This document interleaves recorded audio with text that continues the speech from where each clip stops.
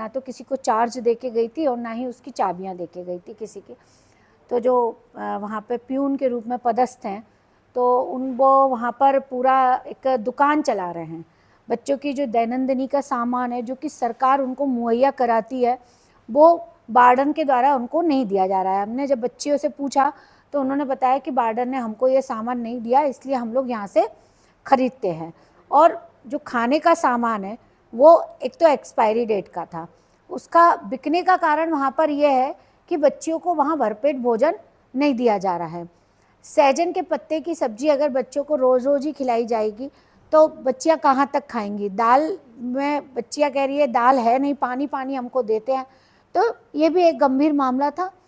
इसके अलावा जो उनकी शिकायत थी कि हम लोग जब पूजा पाठ करते हैं तो मैडम हमको पूजा वगैरह करने नहीं देती है, ना ही किसी प्रकार के भगवान की कोई फ़ोटो वोटो हमको रखने देती है।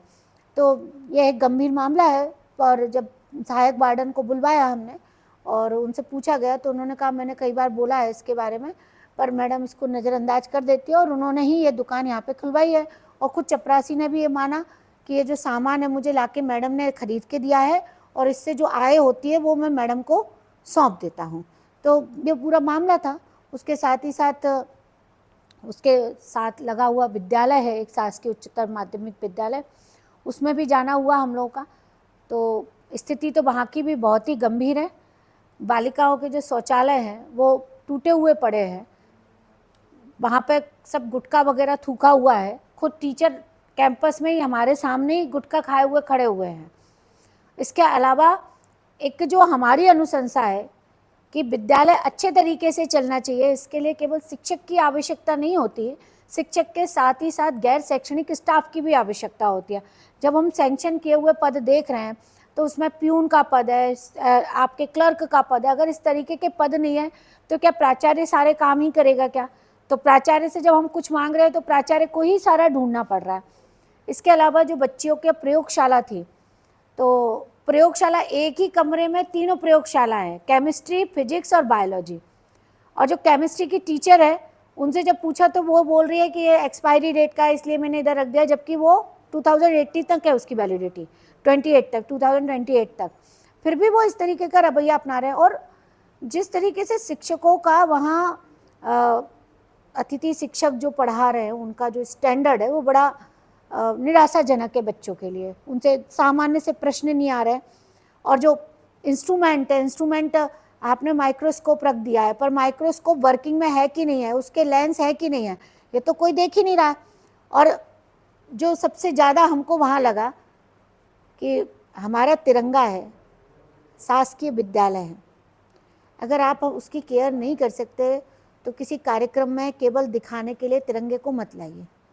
इतने सारे तिरंगे हैं नीचे ज़मीन पे पड़े हुए हैं, ये बड़ी हम लोगों के लिए तो शर्मनाक बात थी। और वो हमारा शासकीय विद्यालय है और जिस तरीके से वहाँ के इंतजाम है, अगर इसी तरीके से बदहाली चल रही है तो हम निजी विद्यालयों को कैसे कहेंगे सुधरने के लिए, अगर ये नहीं सुधरेंगे।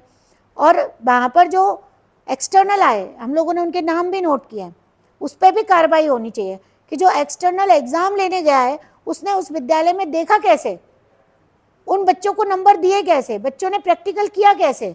जब लैब खुली नहीं है, लैब का सामान खुला नहीं है, बायोलॉजी का सामान ही नहीं है वहाँ पर, तो प्रैक्टिकल हो कैसे रहा है। तो हमारे आयोग की पूरी यह कार्रवाई रहेगी कि इस विद्यालय को सुधारा जाए, वार्डन पे कार्रवाई की जाए।